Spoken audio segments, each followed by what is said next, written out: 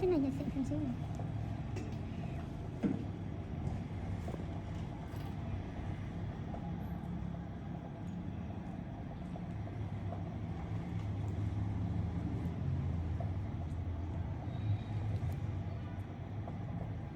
Thằng cô này da một đứa da mập dài quá lên nè. Hồi kia là cái do em là giàu không á. Ừ.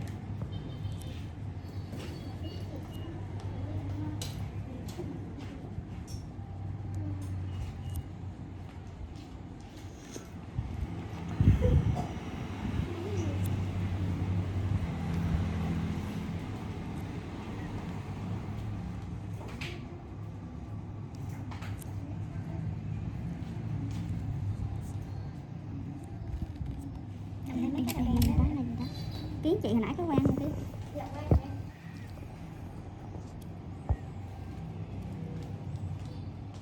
Nhỏ đó xíu nữa.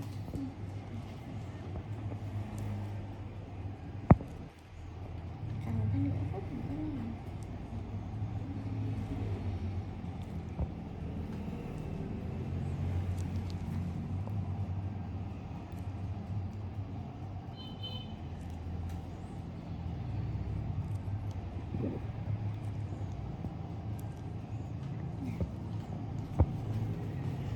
Bác này đúng rồi. Không phải mày cũng nói nữa, lo rồi đúng rồi. Không lo chỗ gì, những túi gì rồi.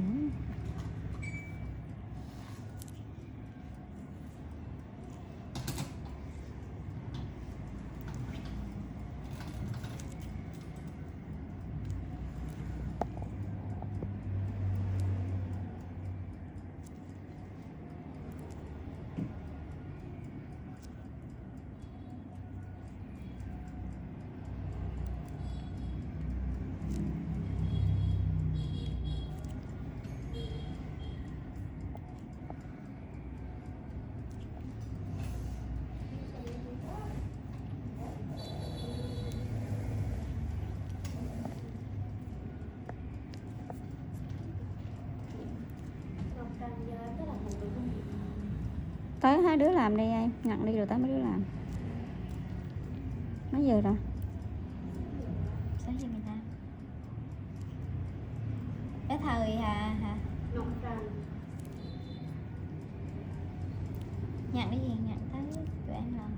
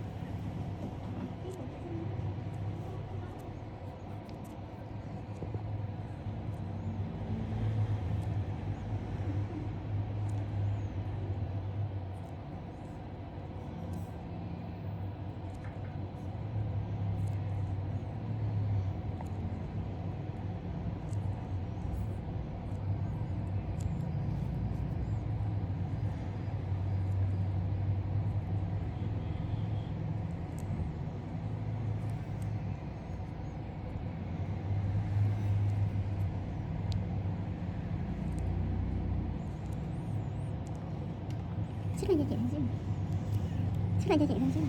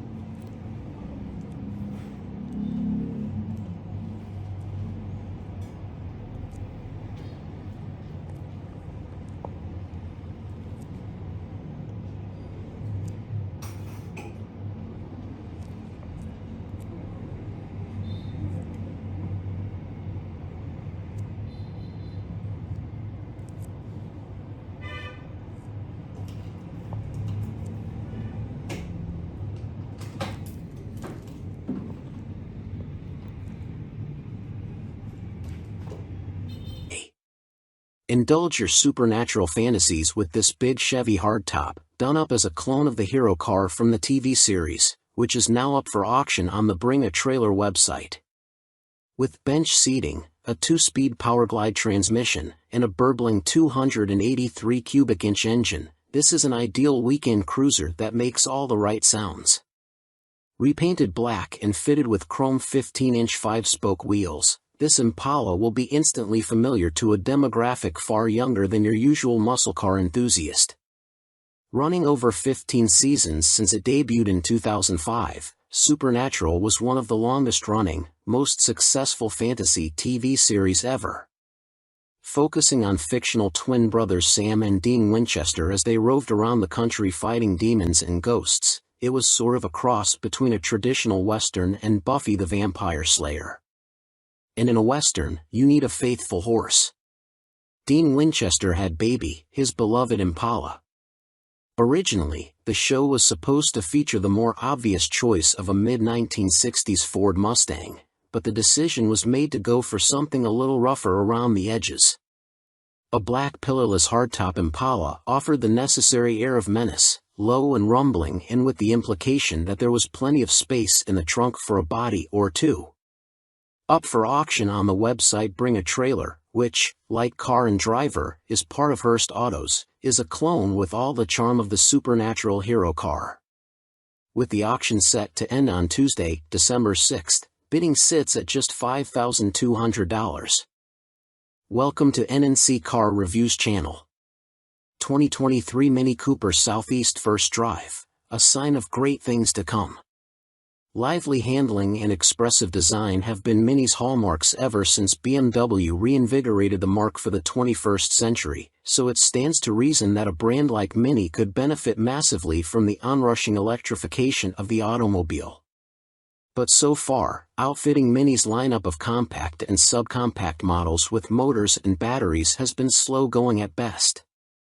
To see how Mini has been coming along on its path to the inevitable future of automaking, we jumped behind the wheel of its only all-electric powered offering at present, the recently updated 2023 Mini Cooper SE, for a quick spin.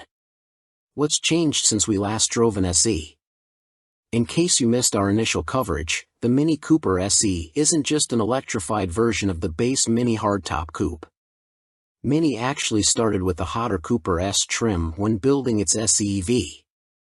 Although it no doubt would have been better to start from a dedicated electric platform, we appreciate that Mini set out to lend some sportiness to its first ever mainstream consumer EV.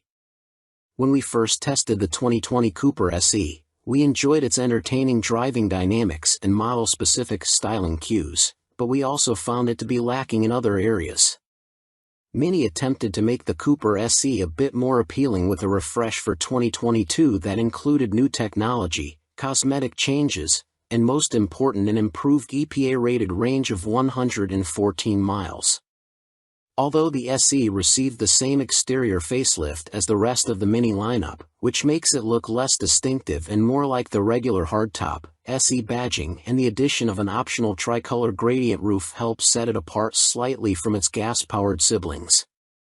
Mini also reworked the hardtop's interior with a reshaped dash and modified air vents, a standard digital instrument cluster, and a standard 8.8-inch infotainment display. And for the 2023 model, Mini added more paint and upholstery options, standard Apple CarPlay, and a new special Resolute edition. The good.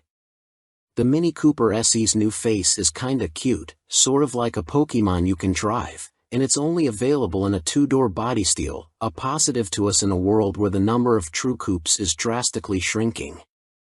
The roof gradient effect is also very cool in real life, and Mini even affixes a small roof spoiler that enhances the sporty look. The inside is as distinctive as the exterior but remains fairly ergonomic despite the quirky design. As with the gasoline models, the SE's power switch is a tab that's laid out within a row of switchgear, adding a little bit of fighter pilot fun to starting up the car. Mini also equips the SE with a conventional shift knob, a reminder that this is a transitional vehicle between the existing line of hardtop variants and what Mini says will be a dedicated EV platform in the future. Rather than positioning the regenerative braking mode selector as a click down from drive, Mini places the selector switch amid the rest of the car's hard controls on the center stack. Drivers can select between the standard mid setting, the more responsive sport mode, the frugal green mode, and the super conservative green plus mode. As one would expect, sport mode is by far the best way to have fun in the Cooper SE. A single motor drives the front wheels, spinning out 181 horsepower and 199 lb-ft of torque. In our testing, the Cooper SE hit 60 miles per hour from a standstill in just 6.0 seconds, making it quicker than the 6.6-second run managed by the 2022 Cooper S Sidewalk convertible we tested. Like one would expect from a traditional front-drive hot hatch, mashing the throttle yields some torque steer, but it's easy to overcome and gives the Cooper SE a feisty character. While flinging the electric Mini hatchback along some country roads, we found it to be lively and tossable. Its steering is heavy and somewhat numb, but it's accurate enough and allowed us to explore the limits of the Cooper SE's communicative chassis. The default regenerative braking setting is aggressive but highly predictable and easy to get used to. We briefly sampled the less forceful Regen setting but found it provided too little bite and required us to fuss with using the actual brake pedal. The Mini Cooper SE has all of the benefits of a small car, and its clever battery packaging allows it to swallow the same amount of cargo as a regular Mini hardtop. Navigating traffic, engaging in a spirited drive, and parking are all strong suits of the electrified hatchback. In this regard, it looks like Mini has everything going for it when it does move over to building electric vehicles from the ground up. On the safety front, Mini offers a satisfactory suite of standard active safety equipment for the SE, including front collision warnings, automatic emergency braking, and lane departure warnings. Ticking the box for the driver assistance package adds adaptive cruise control, a head-up display, and a parallel parking assistant. Safety scores for the 2022 Mini hardtop were fairly strong, with good scores in every crashworthiness category from the Insurance Institute for Highway Safety. The bad. On balance, the Cooper SE is a solid car, and we'd be lying if we said we didn't have fun hurtling it up a mountain road. That said, there were a couple of disappointing drawbacks that held it back from maximum enjoyment. The first is obvious, only 114 miles of maximum range.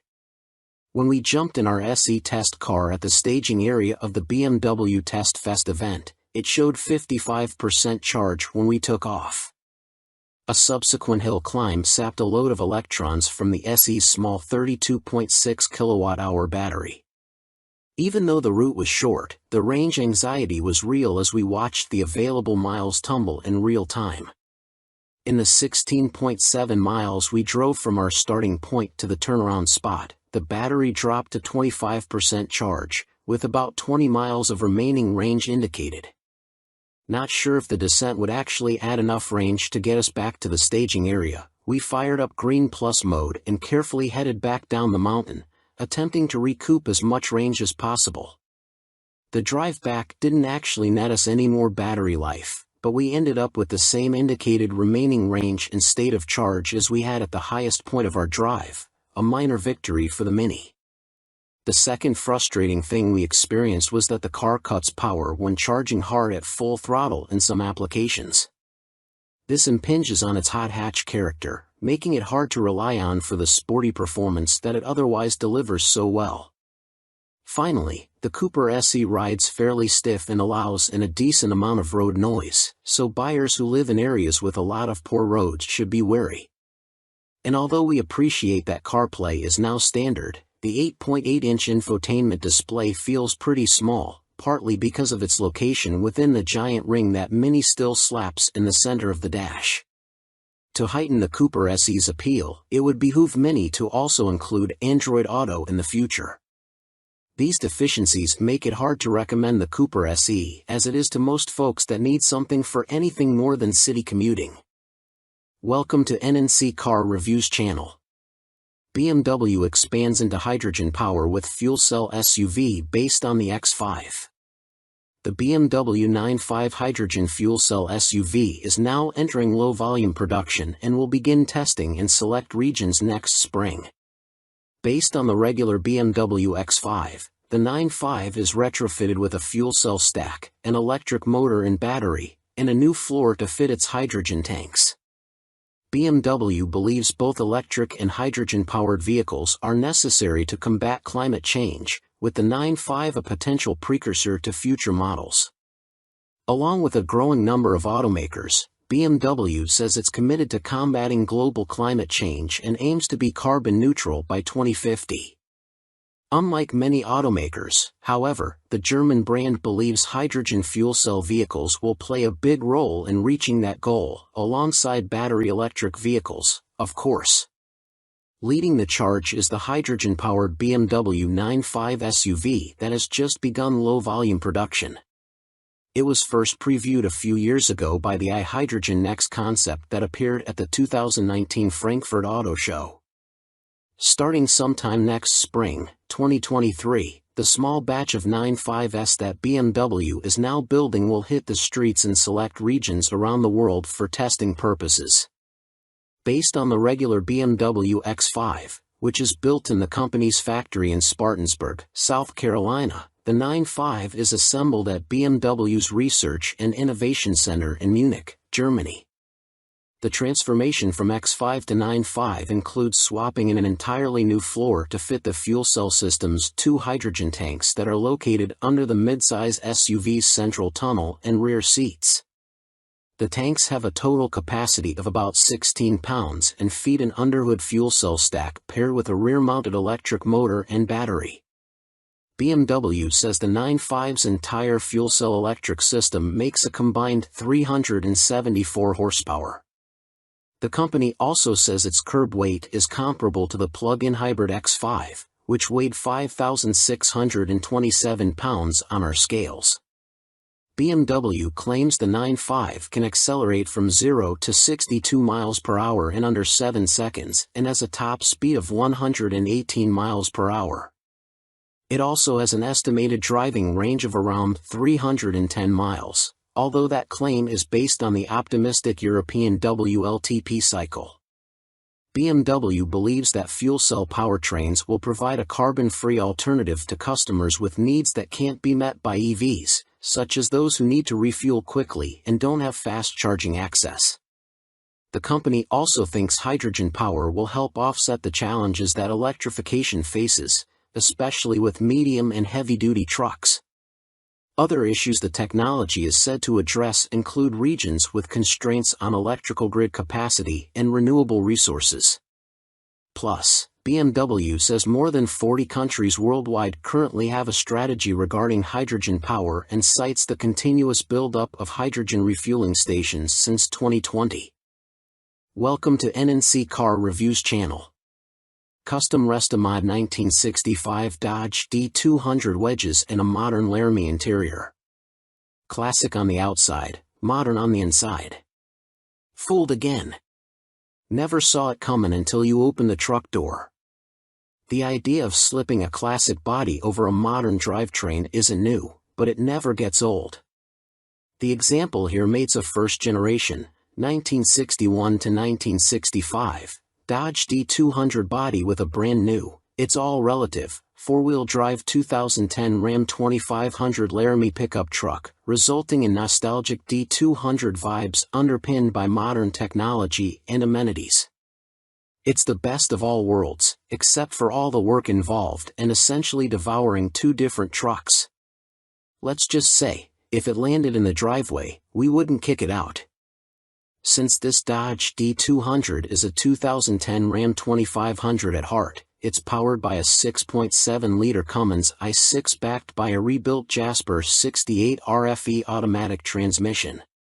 A 1965 with a Cummins would have predated the first prototype Cummins-powered Dodge truck by 20 years, and a factory Cummins-powered Dodge truck wouldn't roam city streets until 4 years later in 1989. And obviously it wasn't the same Cummins as this 6.7-liter, which was cleaned, inspected, resealed, and painted Cummins beige. The 2010 Ram HD's Cummins, rated at 350 horsepower and 650 lb-ft of torque, would be quite a surprise upon popping the hood of the D200. The outside of this Oxford Grey Dodge D-Series looks smooth and straight, showing off the beautiful lines of that classic swept-line bed, which was cut down and modified to fit its new chassis. Likewise, the front fenders were extended, while a taller intercooler and radiator necessitated a 500 series truck grille filler panel for proper clearance. The modified and re-chromed 1965 bumper has chrome tow hooks. The side mirrors, door handles, rear bumper, and tailgate tout modern functionality despite their old-fashioned looks. The vintage-looking stainless power mirrors are compatible with the factory Laramie controls, and the polished original stainless refrigerator door handles were modified to work with the 2010 door latches, retaining power locks and door switches. The rear bumper houses factory 2010 backup sensors, and an aftermarket backup camera hides in the tailgate. Lastly, a flip-down license plate covers the hitch receiver. A 3-inch lift, suspended by Rancho shocks, looks correct atop 37 by 13.50 BF Goodrich KM3 mud-terrain tires. The white-black Rhino Armory wheels are highlighted by 96 polished stainless flange head bolts. Custom clips mount the polished OEM vintage Mopar hubcaps. Side note, we feel back for whoever's responsible for keeping these wheels clean. RBP power steps with LED lighting help passengers get in and out, and German Hella headlights and fog lights help light the road, as do LED taillights. While the outside looks like a 1965 Dodge D200, the inside does not, at all. From dashboard to front seats to all the wiring and modules, the brown interior is mostly 2010 Ram Laramie. That means dual-zone climate control, Laramie power heated and cooled front seats, heated steering wheel, and so on. That also means the factory-installed trailer brake controller, exhaust brake, and TPMS and ABS systems all work. Not bad for a 65. Welcome to NNC Car Reviews channel. Tesla Model 3 Highland update coming soon, according to insiders. Despite its continued popularity, the fact remains that the Tesla Model 3 EV sedan is getting a bit long in the tooth. The EV landscape is very different compared to when the Model 3 was first introduced, and the automaker faces real market threats from competitors like 2023 Hyundai Ioniq 5, which won our SUV of the Year award, and more directly from the upcoming Ioniq 6 sedan. So a new report from Reuters with insider details about a potential upcoming refresh are not surprising. Rumors have swirled for quite a while that Tesla has been working on an update to the Model 3 codenamed Highland, but thus far Tesla has not confirmed them. Despite that, for individuals with knowledge of the Highland project told Reuters that Tesla is getting ready to put the updated Mode 3 into production, and that it will feature new styling and other updates. However, it won't be merely a cosmetic refresh. Tesla is taking a hard look at the Model 3's underpinnings to find ways to simplify production and use fewer interior components, all in an effort to reduce cost. Despite recent reports that Tesla earns more profit per vehicle than Toyota, Tesla's stock has dropped by approximately 41% between September 2022 and November 2022. So, it's no surprise that the automaker is looking for ways to save money, especially on a high-volume car like the Model 3. 2 of the 4 unidentified sources claim that the updated Tesla Model 3 will be manufactured at the automaker's Shanghai and Fremont factories, with production in Shanghai starting in the third quarter of 2023. Welcome to NNC Car Reviews channel. The Dodge Challenger SRT Hellcat's manual transmission is back after a brief vacation. Well, it looks like the Dodge Challenger SRT Hellcat's manual option, after having been removed from Dodge's site earlier in 2022, is back in the lineup for 2023. The 6-speed Tremec manual is listed as the standard transmission for the non-red-eye Challenger SRT Hellcat in official documents. But where did the Tremec go, and why? Don't blame the lack of popularity of manuals in most new car sales. Dodge's reasoning is a bit more digital than that. The Powertrain Control Module, PCM, fitted to manual-equipped Challengers required a new calibration, putting any chance of getting a stick on the model on ice for the rest of the 2022 model year. A forum post, via Road and Track, dating back to December 10, 2021 shows that the manual transmission version of the Challenger Hellcat was not available for 22. However, looking on Dodge's website at the time, every other manual option of the Challenger could be ordered, but the Hellcat manual isn't even on the site. That same forum post also alleged that getting the manual transmission paired with the Hellcat's 6.2-liter supercharged Hemi V8 to pass emissions is the issue, which could imply this is the required recalibration Dodge mentioned. There might be some grain of truth to that, but we weren't able to directly confirm. When we did ask if there was a calibration issue with the Challenger Hellcat, Dodge acknowledged there was, but added that updating calibrations are a normal part of vehicle production and that this isn't related to the issues with silicon-based chip and PCM supply shortages currently disrupting the industry. Setting up this new calibration ultimately required, well, a single model year. After initially saying it was unsure of when the updated programming would be ready and the Challenger Hellcat would return to availability, Dodge quietly added it to its 2023 Challenger specifications documents. That means now, anyone interested in a manual Challenger Hellcat, and why wouldn't you be, needn't pick something else or go with the automatic if they have their hearts set on a supercharged 6.2-liter V8. Welcome to NNC Car Reviews channel. Toyota confirms Grand Highlander SUV with hybrid max powertrain. Toyota confirmed the existence of the new Grand Highlander SUV, which it plans to fully reveal at the Chicago Auto Show on February 8. The 3-row SUV will likely fill the gap between the mid-sized 3-row Highlander and the larger, body-on-frame full-size Sequoia.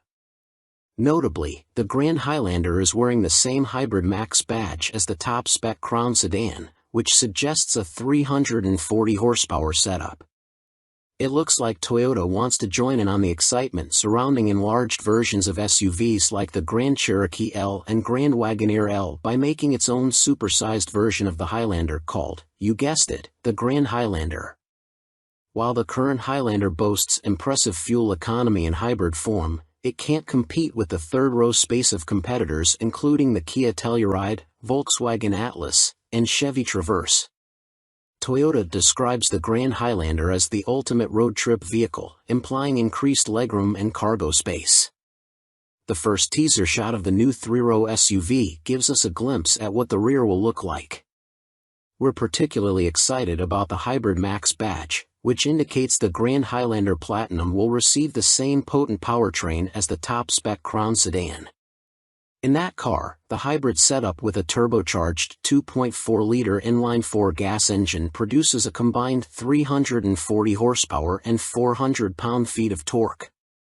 Toyota didn't give any information about the Grand Highlander's available powertrains, but it's likely the standard 265 horsepower Turbo 4 from the base Highlander will carry over to this new model as well. We managed to pull back some of the shadows layered over the photo to expose a bit more of the car. The increased visibility shows similar squared-off styling to the current Highlander, but also includes a pair of round exhaust tips not found on the standard version. The taillights take on a C shape, and a new light bar spans the spoiler. We don't have any other info on pricing or when we'll actually start seeing the Grand Highlander on the road, but we do know that Toyota is planning to do a full reveal of the SUV at the Chicago Auto Show on February 8th. Welcome to NNC Car Reviews channel. The Toyota Land Cruiser will likely return to US. The globally iconic Toyota Land Cruiser off-road SUV is the automaker's longest-running model, since 1951, just no longer in the US as of last year, for whatever reason. There's now a new global Land Cruiser, the J300 series, and we still get the Lexus LX luxury SUV that's based on that global model here. However, our options may be expanding beyond Lexus once again in a few years' time, according to Jack Hollis, Executive Vice President of Sales for Toyota Motor North America. In an interview with Motor Trend following news of the all-new 2024 Toyota Grand Highlander 3-row SUV, Hollis was asked if a storied nameplate like the Land Cruiser would ever make its return stateside, and the answer was promising. Will we ever? I would say likely yes. Asked if it would be in the foreseeable future, he said we would have to wait for an answer on that one.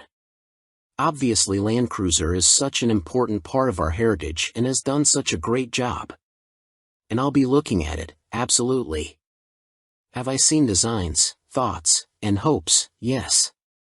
But nothing to announce. It's still a ways off, Hollis added. So it's certainly not confirmed, but it's a much stronger answer than we were expecting. Then again, even last year's Land Cruiser departure announcement came with a wink, with Toyota encouraging loyal enthusiasts and intrepid adventurers to stay tuned for future developments. The current global Land Cruiser is built on the new body-on-frame GAF framework based on its TNGA platform, which our current Lexus LX is also built from. Focusing on the US market, the new 4th-generation LX SUV got a significant update recently.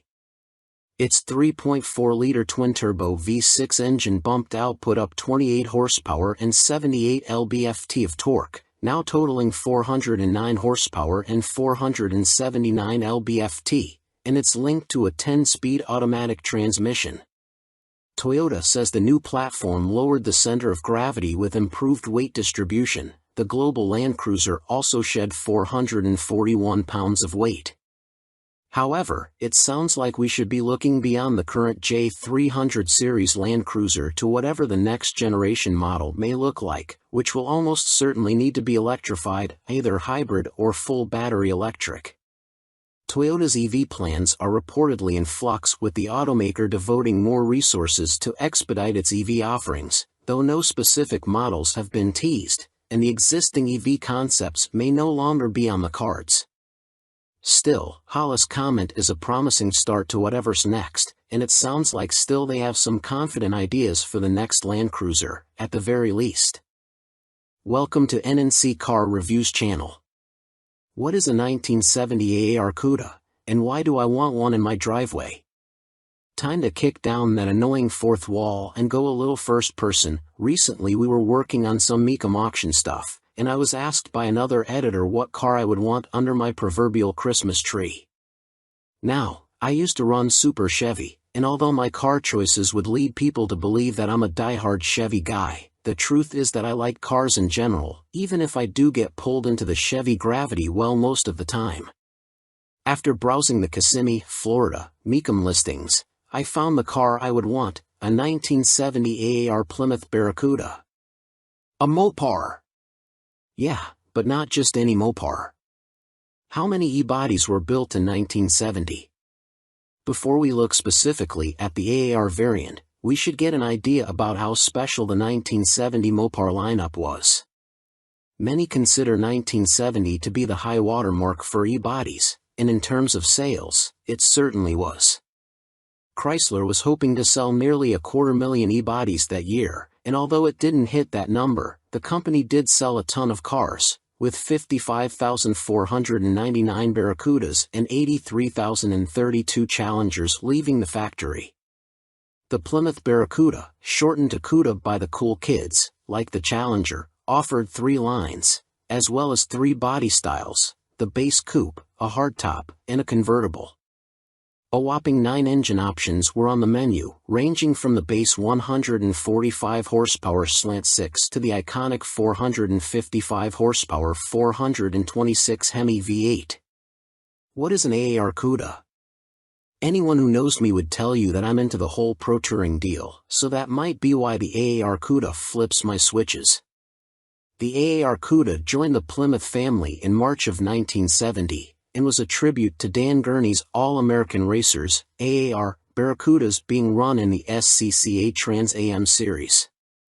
The track version the team fielded was powered by a 440 horsepower 305-inch V8 topped with a lone 4-barrel carb. The civilian AAR CUDA was built to approve, homologate, in fancy talk, the small block engine for SCCA racing use. Only 2,724 AAR CUDAs were built in 1970 at the Hamtramck, Michigan, plant. The AAR was only produced for 1 year, making it a fairly rare piece of automotive and racing history. What engine was in the AAR CUDA? The street version of the AAR CUDA got a 340-inch, 4.04-inch bore/3.31-inch stroke, iron block V8 with iron heads, solid lifters, and 3 2-barrel Holley carburetors sitting on an Edelbrock aluminum intake. The 346 barrel was rated at 290 horsepower at 5,000 RPM and 350 lb-ft of torque at 2,800. Not the most powerful offering, but no slouch either. What else made the AAR CUDA different? Though the interior was fairly standard, the exterior was anything but.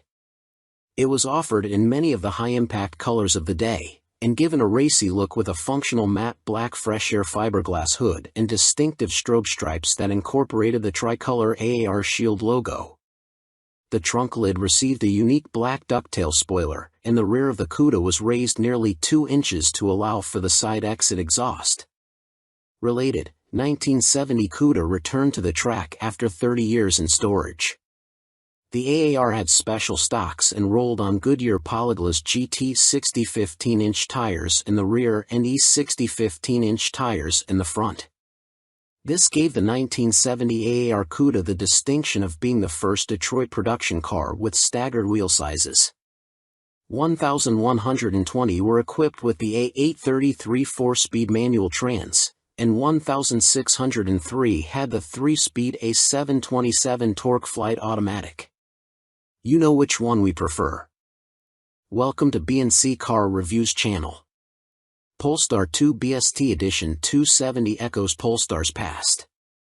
Before Polestar became Volvo's all-electric offshoot brand, it was the Swedish carmaker's racing and performance division. Perhaps in a bid to regain some of that sporty personality, there's a new limited production model, the 2023 Polestar 2 BST Edition 270. With the dual-motor Polestar 2 as a starting point, the 270 in the name refers to the worldwide production run. The BST is a nod to its internal beast development code. For the $76,900 starting price, the BST is essentially a Polestar 2 with the optional Pilot, Plus, and Performance Pack options. According to Polestar's online configurator, adding these options to a non-BST model takes the price to $66,400.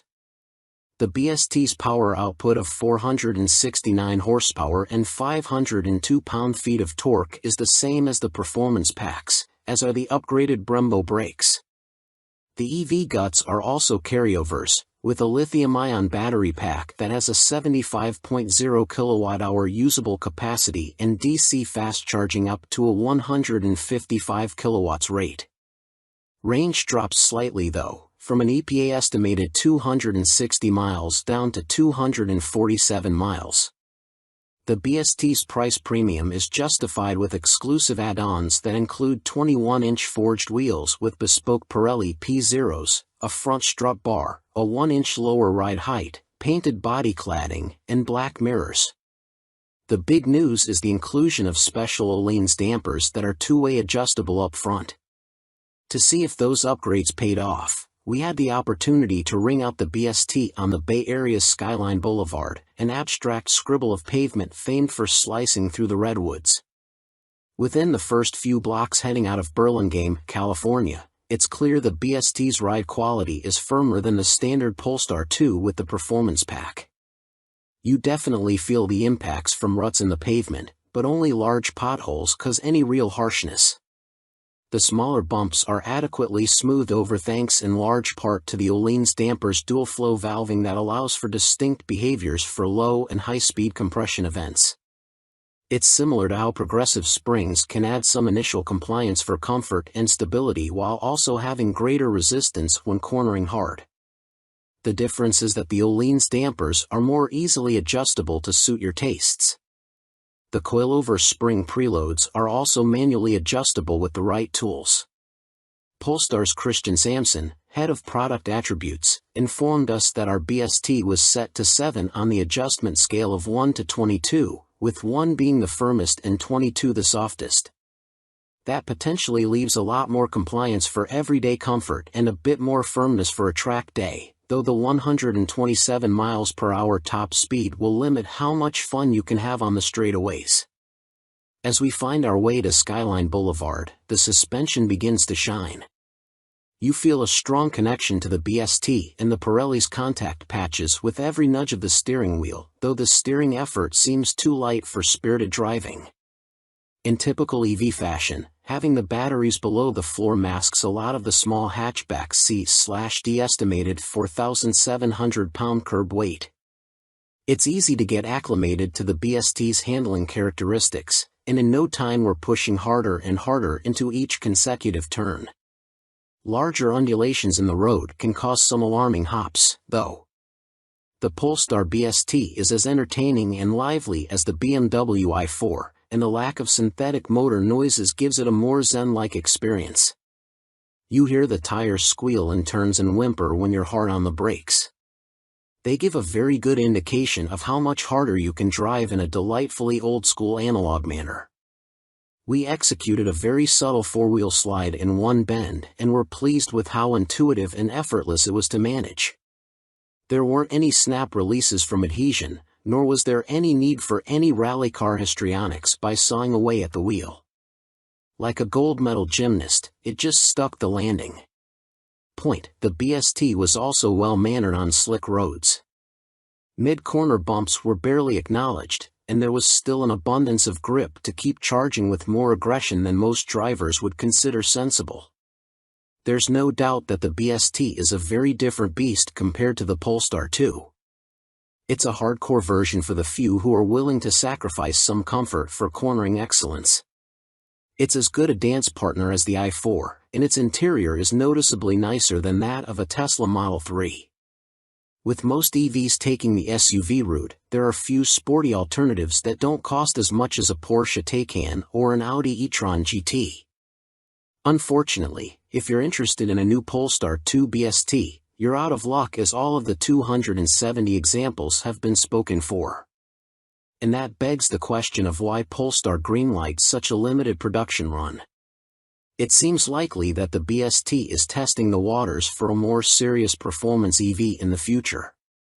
If that ends up being realized, we'll be pacing with nervous anticipation. It's impressive that the BST is able to extract so much more handling prowess from the existing Polestar 2, and bodes well for a purpose-built performance model. Thean design Porsche 911 Restomod is no backup singer. We must wait for the day when automotive artisans reimagine third-gen Camaros or Fox-bodied Mustangs into immaculate carbon fiber-bodied Restomods that command six-figure prices.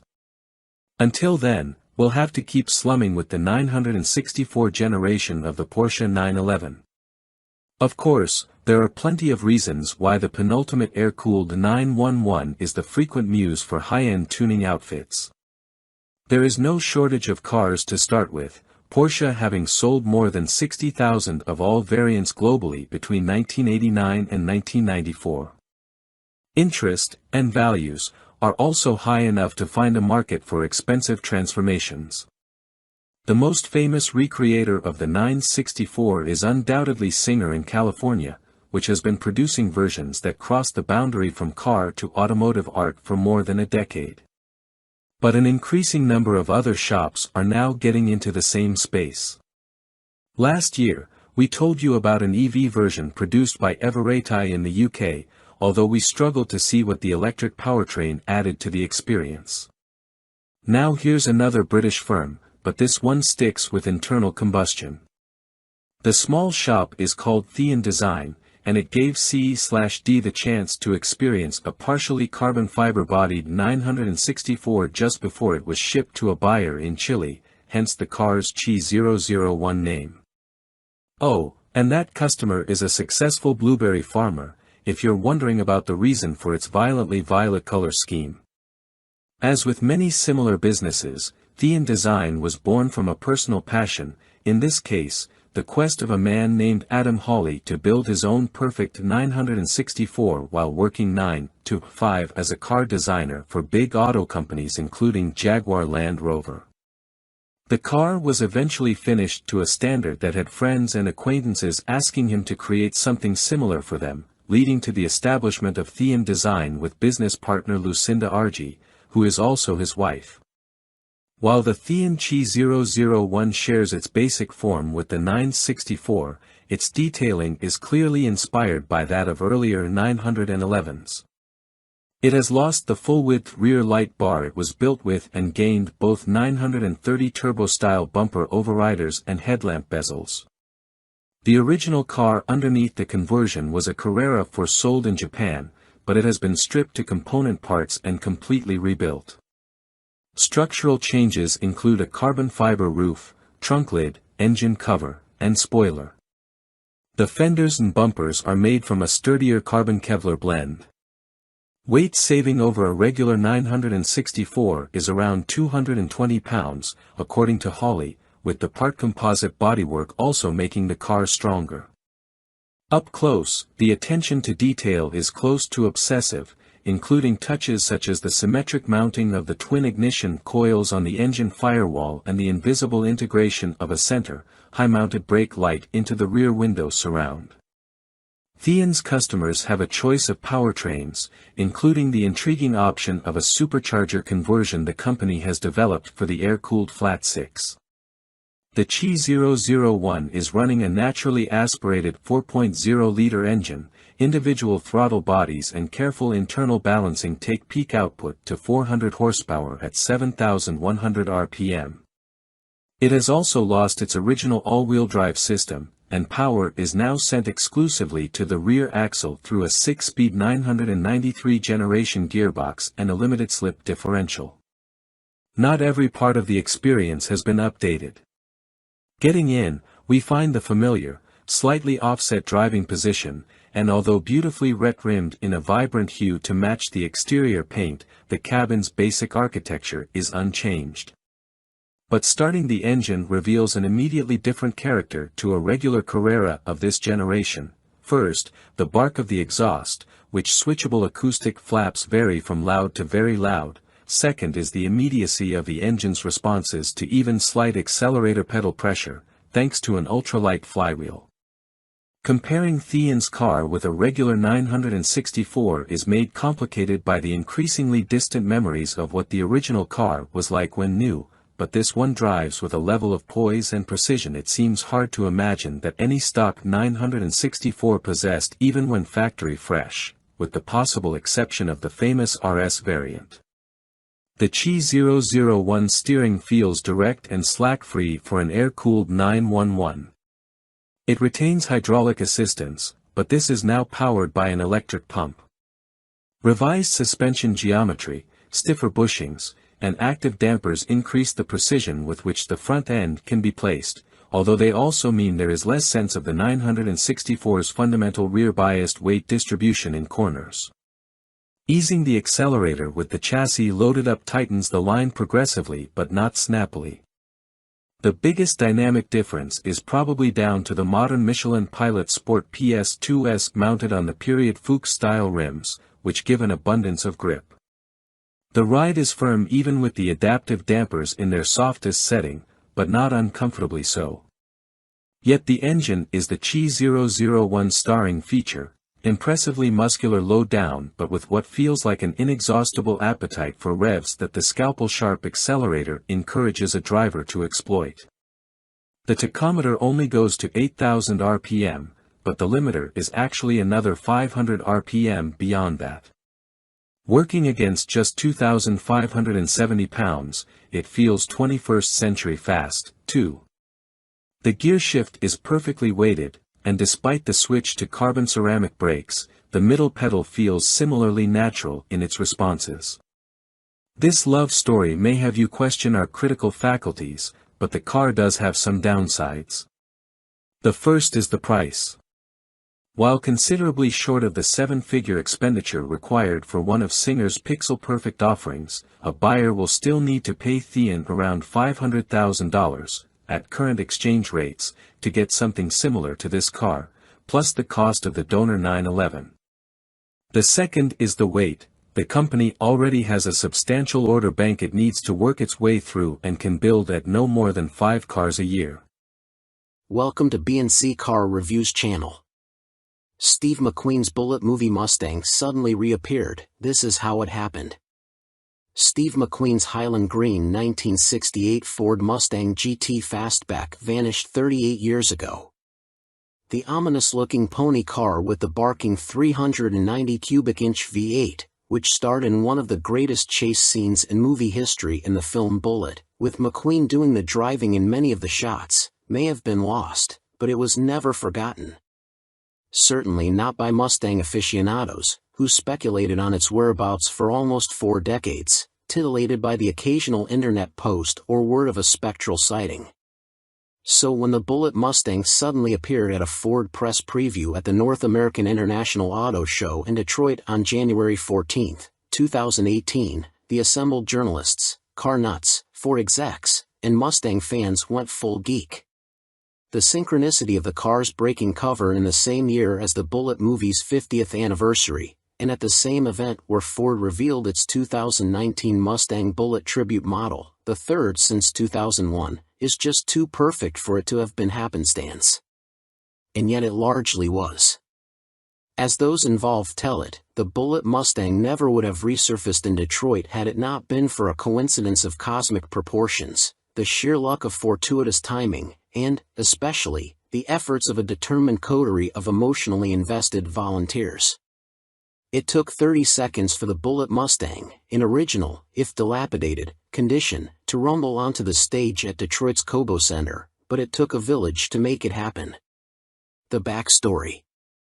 The movie car's trip to the auto show stand actually started in earnest in December 2015, according to its owner, Sean Kiernan. Kiernan, 36, inherited the Bullitt from his late father.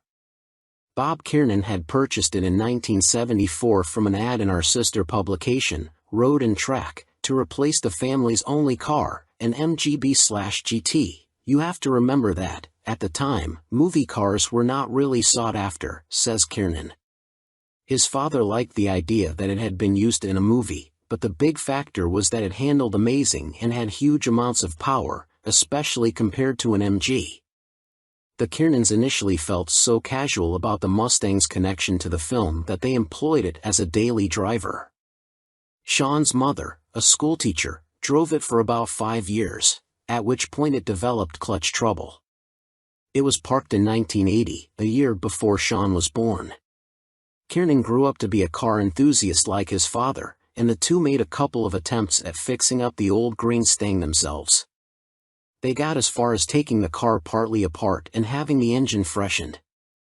The odd thing that happened, says Kiernan, is that the car just stayed in the garage all those years, as a project car does, and the internet was born while she just sat there, and in turn the rumors began to form.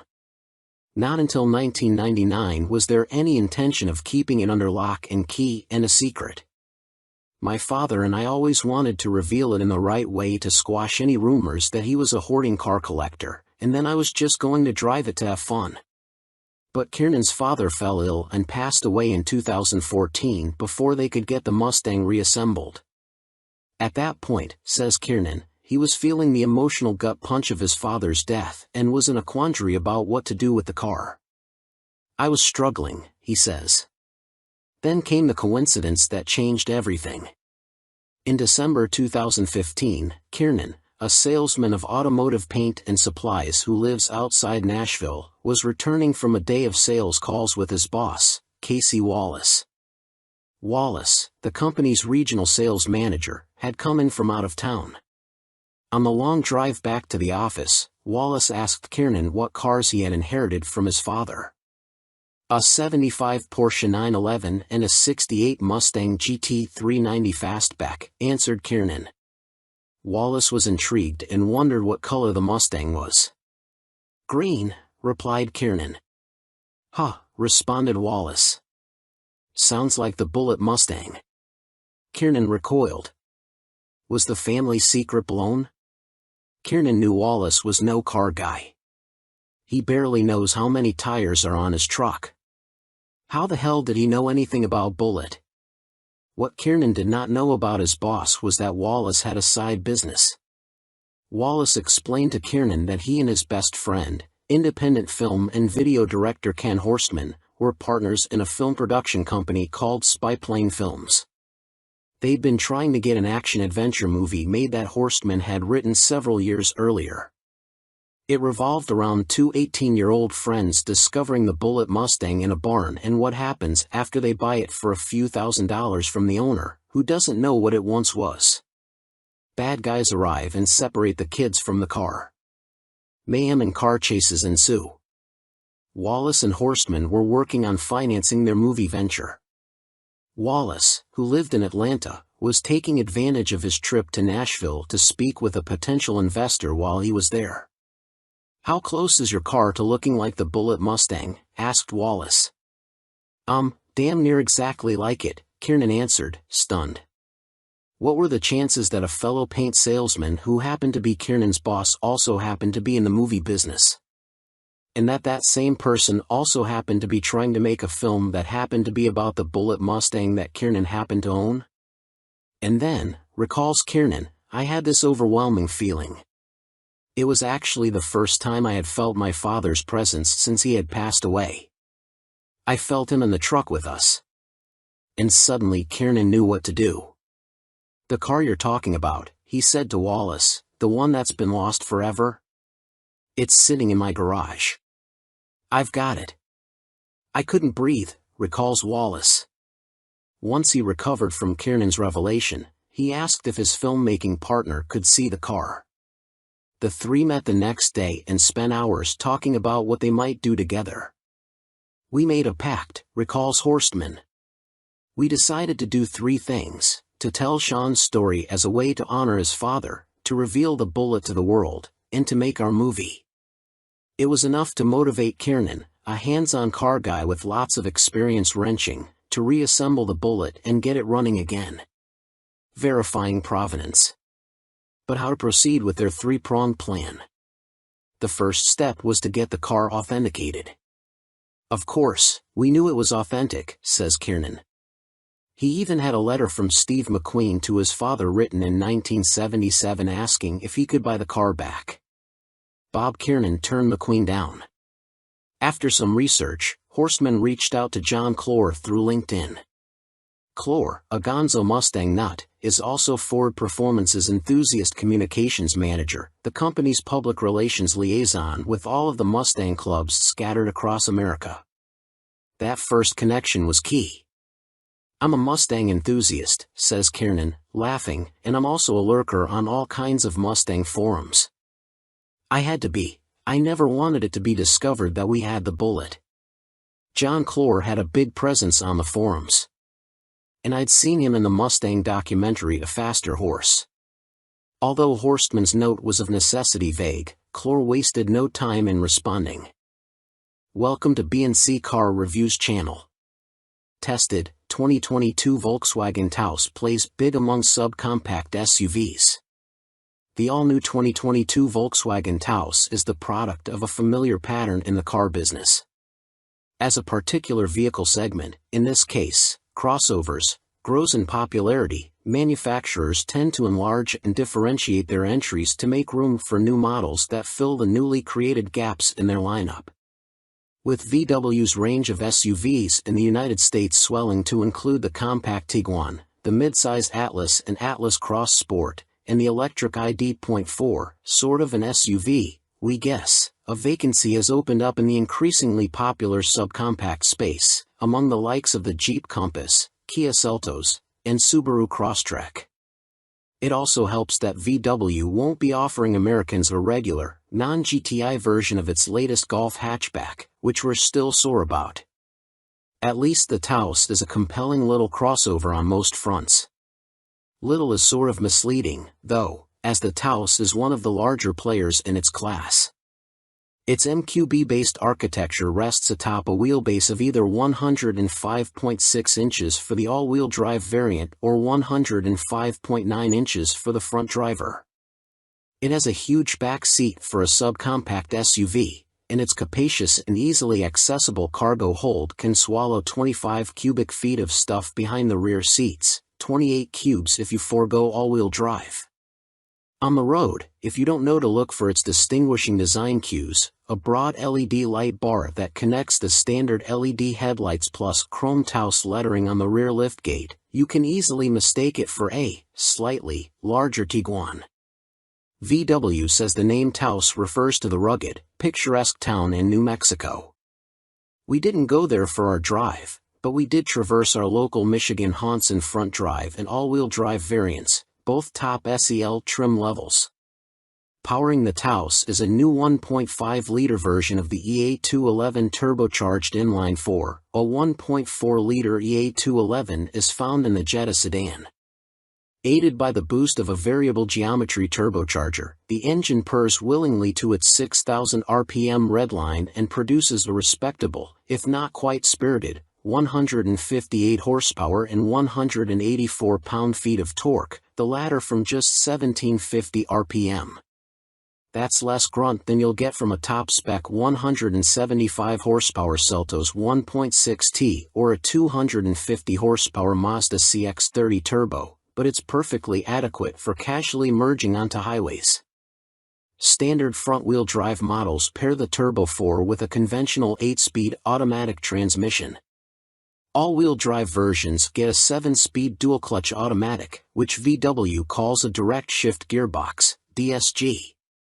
The company says this split allowed it to focus both on greater fuel efficiency with the 8-speed and a sportier driving character with the dual-clutch. The front-wheel drive SEL model we tested ambled to 60 miles per hour in 7.4 seconds and covered the quarter mile in 15.8 seconds at 87 miles per hour, making it slightly quicker than the latest Subaru Crosstrek with a 2.5-liter flat-4 and significantly fleeter than a Jeep Compass. An all-wheel drive SEL 4Motion example, which at 3,557 pounds was 313 pounds heavier than the front driver, was only a hair slower to 60 miles per hour, hitting that mark in 7.5 seconds. It also posted an identical 15.8-second quarter-mile time. The more powerful turbocharged Kia Seltos, however, is roughly a half-second quicker than the VW's both to 60 and through the quarter mile. That said, the front-drive Taos is the fuel miser's choice, earning an EPA combined estimate of 31 miles per gallon, versus 28 miles per gallon for all-wheel drive models. Our front-drive example fared well in the real world with a 30 miles per gallon average, and it posted an impressive 40 miles per gallon on our 75 miles per hour highway test, beating its federal rating by 4 miles per gallon. The aforementioned Subaru and Kia, both AWD, managed only 30 mpg on our highway run, significantly behind the 33 miles per gallon that the all-wheel drive Taos achieved in that test. Overall, the AWD version averaged 29 miles per gallon while in our care. Welcome to B&C Car Reviews channel. the all-new 2023 CR-V is everything you want in any terrain.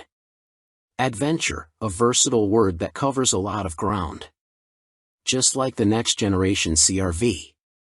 The redesigned midsize SUV is ready for bigger adventures, from crosstown to cross-country, with more capability, a spacious cabin, and plenty of room for gear. The 2023 CR-V boasts a rugged new design with a longer wheelbase and wider stance. Its bold front end, which features a large, upright grille and elongated hood, gets attention.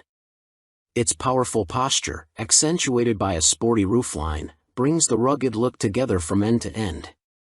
New dual low-beam headlights create a distinctive look and offer more illumination than previous CR-V models. Wide-open sightlines come standard, but it's up to you and your crew to seek out those priceless views.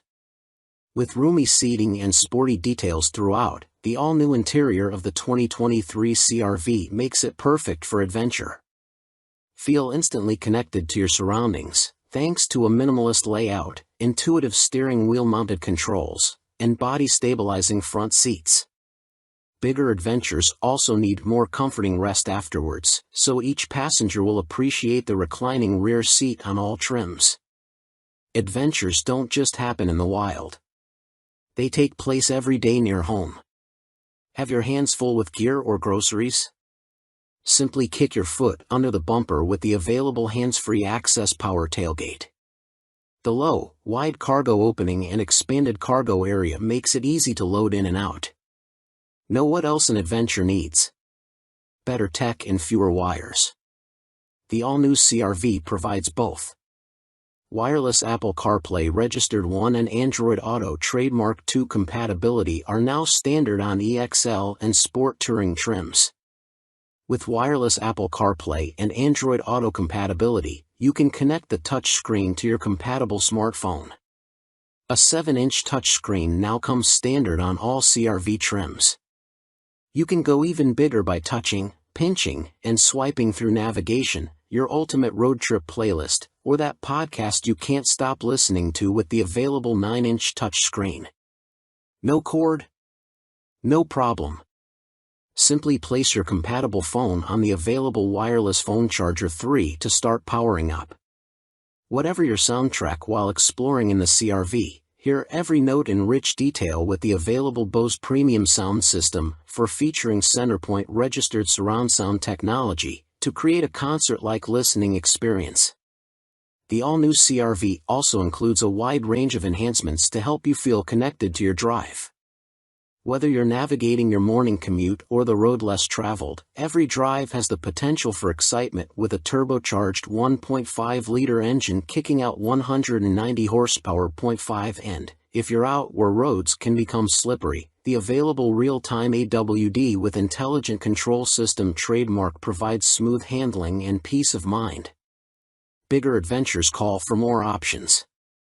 The new Snow mode gives you added confidence on slippery winter roads, while the available Sport mode gives you maximum acceleration response and a healthy dose of thrills.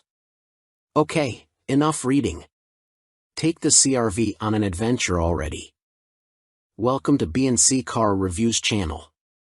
This is the 2021 Nissan Rogue's biggest asset, literally.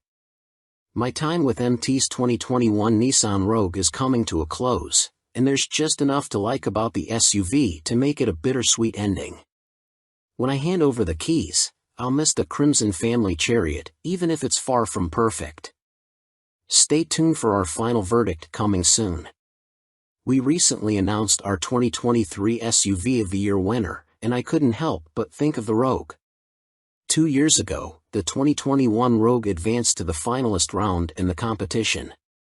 But this year, when the Rogue was invited back thanks to its new 201 horsepower turbocharged i3 engine, it didn't make the finalist cut.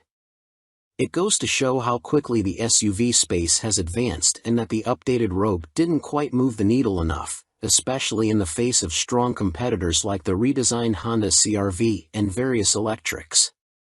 Nissan still doesn't offer an electrified Rogue, though the Ariya fills that gap somewhat. I'm eager to hop into the updated Rogue and try it for myself, but being the used car proponent I am, I'm not convinced I'd spring for the new model over the 2021 version. Although I could use the new Rogue's extra 20 horsepower and its increased low-end grunt, it still suffers from a laggy CVT automatic. Reaching 60 miles per hour takes the same 8.4 seconds as it did in the previous Rogue. Plus, the interior of my 2021 Rogue doesn't feel outdated, except for the infotainment system, which isn't as crisp and responsive to Touch's rival offerings. The updated Rogue's infotainment system still fails to impress.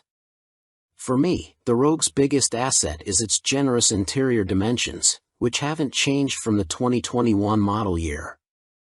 The wide cargo opening makes it easy to load luggage for the whole family. In the passenger quarters, the Rogue can comfortably fit 2 car seats and a small person in the middle seat without too much trouble. Because the rear doors open wide, entry and exit is effortless, as is loading babies into the SUV. Sufficient headroom front and back enhances the spacious feeling.